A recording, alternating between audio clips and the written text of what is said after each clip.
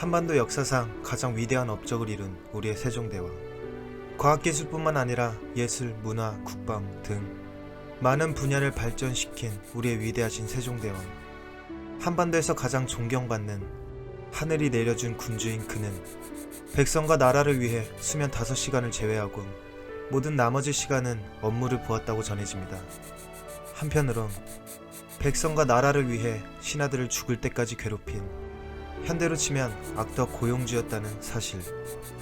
지금부터 그 재미있는 일화들을 시작합니다. 세종이 집권한 시절, 당시 신하들은 정말 큰 죄를 짓지 않는 이상 본인 마음대로 사직을 할 수 없었습니다. 심지어 파면을 당해도 다시 소환되어 노예처럼 죽을 때까지 일을 해야 했죠. 먼저 가장 유명한 일화는 황희에 관한 이야기입니다. 황희는 태종 시절부터 신임을 받던 인물이었습니다. 사실 많은 비리를 저질러 파직되기도 하며 유배를 간 전과도 있지만 대국을 보는 능력이 뛰어났다고 전해지죠. 그런 그를 세종은 진작에 알아보곤 그의 죄를 두둔하였지만 대신에 죽을 때까지 굴립니다. 실록엔 이렇게 기록되어 있습니다. 아주 그만두고 싶어 환장한 황희의 모습을 엿볼 수 있죠. 하지만 세종은 그의 사직을 가차없이 거절하였습니다. 한 번은 황희가 부모상을 당하여 3년 동안 상을 치러야 했습니다. 또한 3년상을 마칠 동안은 절대 고기를 먹으면 안 됐었죠. 이때 세종은 본인의 권한으로 장례 후 100일 뒤에 강제로 업무 복귀를 명령하게 됩니다.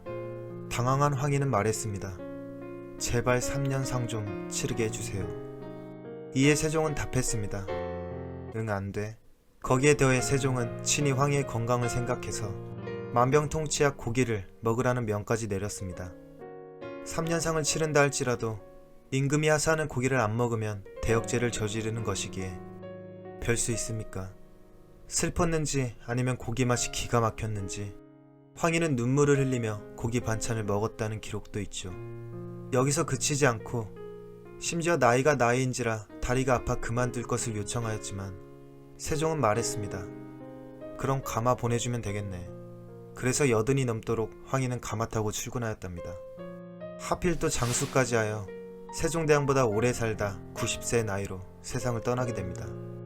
황희가 87세이자 세종이 세상을 떠나기 4개월 전에 관직에서 물러난 것을 보면 거의 죽을 때까지 열심히 일했다고 볼 수 있죠.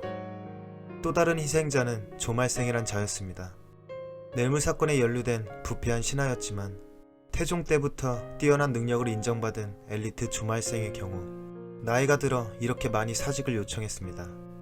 물론 세종은 죄가 있지만 능력 있는 신하를 놓치지 않았습니다.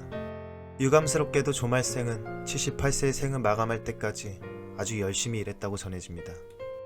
다음으론 큰 호랑이라는 별명을 가진 김종서에 관한 일화입니다. 세종시대의 북방에 있는 여진족들이 침략해 조선 백성들을 괴롭혀 문제가 심각했었습니다. 이때 세종은 여진족 침입에 맞서 강력한 대응책을 냈었죠. 그게 바로 사군육진. 여진족을 몰아낸 뒤 군사적인 측면이자 국경선과 같은 사군육진을 설치하였습니다. 이때 오늘날 우리 국토의 모양을 이루게 된 것이기도 하죠. 그리고 여기서 저 육진을 설치하는데 가장 큰 역할을 했던 사람이 바로 호랑이 김종서였습니다. 사실 그는 이미지와는 달리 원래 무신이 아닌 문과에 급제한 문신이었습니다. 그리고 세종은 이런 재주가 뛰어난 김종서가 마음에 들었는지 처음엔 그를 곁에 두고 아주 쎄 빠지게 일을 시켰습니다. 그렇게 문신이었던 김종서가 세종의 신하사랑에 못 이겨 과로로 죽을 것 같았죠. 그래서 그는 사군육진을 개척한다는 명분으로 궁궐을 빠져나왔고 여진족들을 때려잡아 문무를 겸비한 호랑이 김종서가 되었다는 카더라 통신입니다. 여담이지만 이 김종서는 훗날 세종의 아들 수양대군에 의해 살해당하게 됩니다. 이렇듯 당시 신하들은 정말 부지런한 왕을 모시느라 무리한 업무를 계속해야 했고 과로로 쓰러질 것 같아 도망치려 한 신하들이 많았습니다. 3년상을 명목으로 사직을 제출한 후 은퇴하려는 신하들도 많았죠. 물론 세종대왕 눈에 들어오면 절대 벗어날 수 없었지만 한편 왕의 사랑에 보답이라도 하듯 신하들의 재미있는 역습도 있었습니다. 실록에 보면 세종은 병이 악화되어 세자에게 업무를 이관하려 했습니다. 그럴 때마다 신하들은 절대 안 된다며 들고 일어났죠. 놀라운 것은 당시 세종은 눈이 안 보일 정도로 병이 있었고 뿐만 아니라 온몸이 다 병들었을 정도로 심각한 상태였다고 전해집니다. 그런 와중에도 그는 신하들과 함께 직접 만든 것이 바로 훈민정음. 정말 대단하지 않습니까? 오늘날 우리가 사용하는 한글을 비롯해 수많은 위대한 업적을 올린 세종대왕. 당시 그 찬란한 민족 문화를 꽃피운 이면엔 신하들의 노고가 있었다는 것을 기억하면 좋을 것 같습니다. 그리고 사실 허구한 날 입으로만 싸우는 것보단 저렇게 고위직 관리들은 좀 빡세게 일해야 하지 않겠습니까? 끝.